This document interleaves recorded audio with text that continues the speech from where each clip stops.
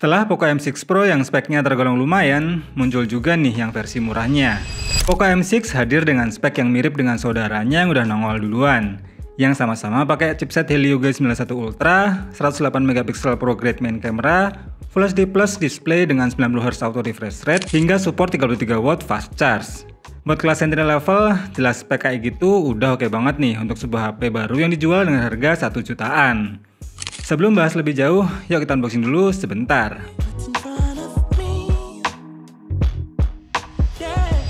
Tampilan boxnya simple dan masih ciri khas Poco banget. Cuma ada nama seri di depan dan 4 selling point di belakangnya. Unit yang kita unbox ini berwarna purple dengan varian memori 8/256GB. Langsung kita buka aja. Pertama ada sambutan kata pokoknya beraksi.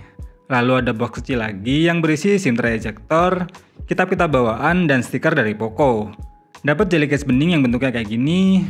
Baru kemudian unit HP yang masih terbungkus. Paling bawah ada kepala charger 33W dan kabel data USB-C-nya. Kita rapikan dan lanjut ke hands-on-nya. Impresi awal ya desain bodi belakangnya sih memang terasa lebih fresh, stylish, dan terlihat lebih cakep. Namun sekilas terasa banget ya kalau tampilan Poco M6 ini memang terasa familiar, mainstream, dan kekinian. Ya mirip banget sih sama seri saudaranya itu.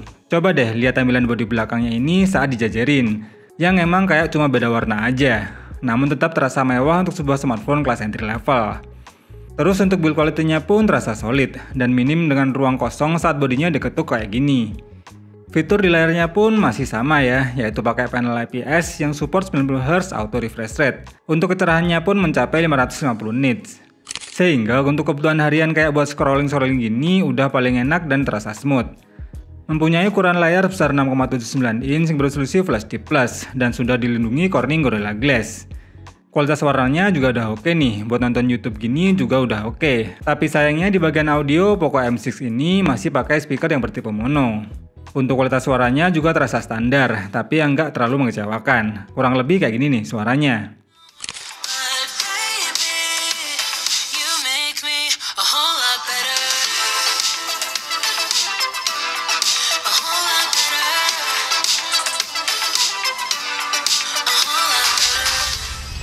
Pada setup kameranya pun sama tuh kayak seri saudaranya, dengan main kamera sebesar 108MP yang didukung 2MP untuk lensa makro. Di bagian depan pun terdapat kamera selfie sebesar 13MP yang support SDR. Untuk perekaman videonya sendiri, baik kamera utama maupun kamera depannya mentok di resolusi Full HD dengan 30fps. Overall, untuk hasil jepretan di mode autonya memang terasa natural, masih sama kayak ciri khasnya HP Xiaomi saat ini.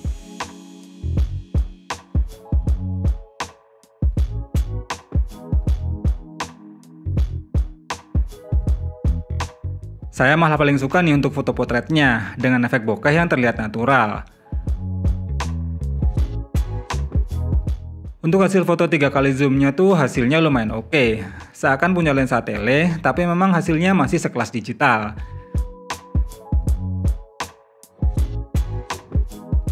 Untuk hasil kamera depannya juga masih punya karakter warna yang sama dengan kamera belakangnya.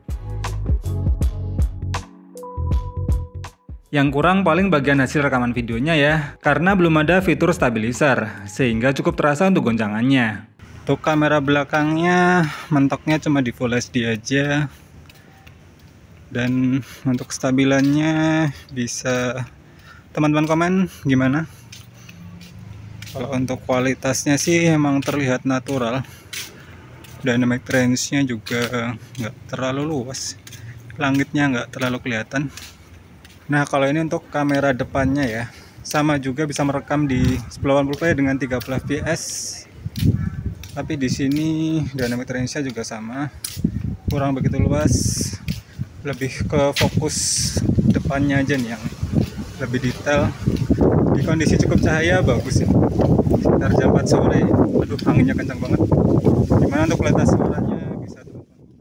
Ditenagai chipset sekelas Helio G91 Ultra dipadukan dengan software terbaru yaitu HyperOS yang berbasis OS Android 14, tentunya performa HP ini cukup bisa diandalkan. Pengetesan menggunakan Antutu versi baru dengan 3D LED skornya mencapai 280 ribuan. Tapi untuk storage testnya hanya mendapatkan skor 15 ribuan ya, karena masih bertipe MMC 5.1. Untuk Geekbench 6 testnya juga punya skor yang tergolong standar ya untuk sebuah HP kelas entry. 3D Mark di mode wildlife overall skornya 716 dengan average frame rate di 4,29 fps. Tapi untuk stability-nya masih oke nih, bisa mencapai 98,8%. Skornya yang bisa terbilang mirip banget nih sama seri kembarannya, yang aslinya memang kurang recommended buat mainin game SD. Walaupun tetap bisa diinstal, tapi sebaiknya pakai settingan terenaknya aja. Contohnya buat main game PUBG Mobile nih, settingannya mentok di SD High atau kalau mau lebih enteng pakai settingan Smooth Ultra. Overall gameplaynya masih tergolong smooth dan minim terasa frame drop. Cuma sayang aja sih untuk sensor gyronya terasa delay. Tapi untuk suhu panasnya cuma mentok di hangat dan masih tidak mengganggu. Untuk touchscreen-nya juga responsif dan masih enak jika untuk sekedar memainkan game ini dalam mode have fun.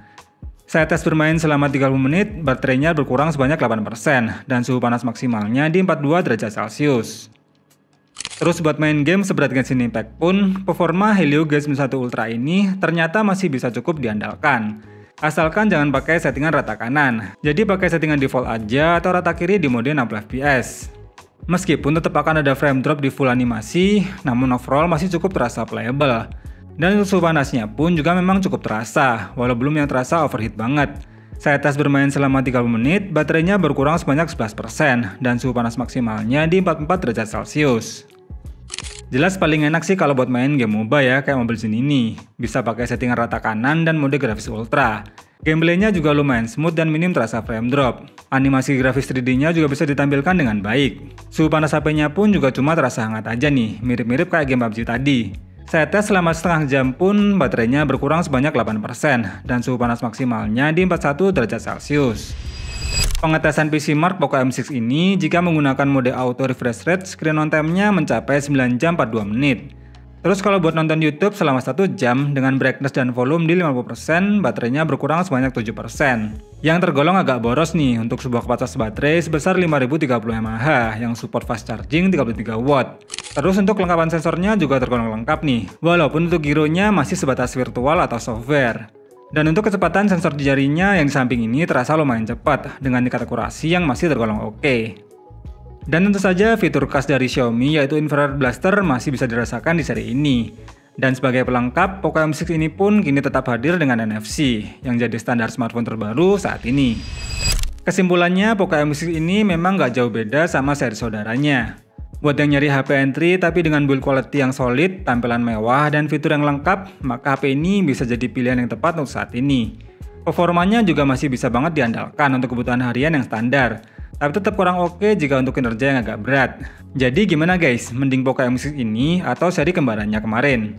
Coba deh tulis opinimu di kolom komentar ya. Kalau teman-teman tertarik, link pembeliannya di kolom deskripsi. Dan cukup sekian untuk video kali ini. Terima kasih yang nonton video sampai habis. Irul pamit, semoga bermanfaat. Sampai ketemu lagi di video berikutnya.